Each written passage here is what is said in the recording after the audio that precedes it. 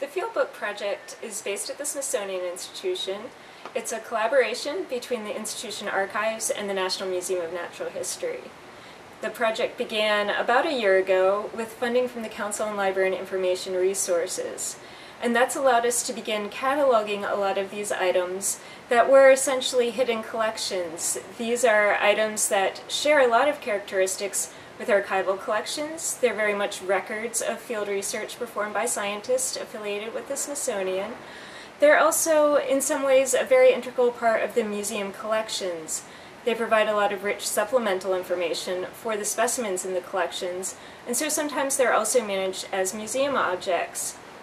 So we're working to bridge the gap between different ways of describing these materials, and that's something that the CLEAR funding has really been integral in helping us achieve.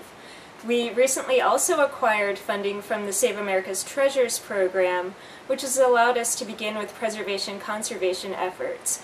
And if you can take a look at these stacks, we have begun to be able to rehouse some of the more fragile items, some of the items that have deteriorating spines, have red rot. We've been able to put them in stable archival housing to help with their preservation.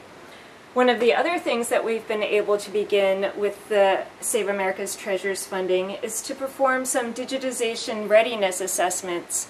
And that'll be very important, as one of our shorter-term goals is to acquire funding to digitally image these materials and make them available online that way. One of the longer-term goals for the project is to extend the registry that we've developed with the CLEAR funding, and thus make it available to other repositories to contribute records of their collections as well.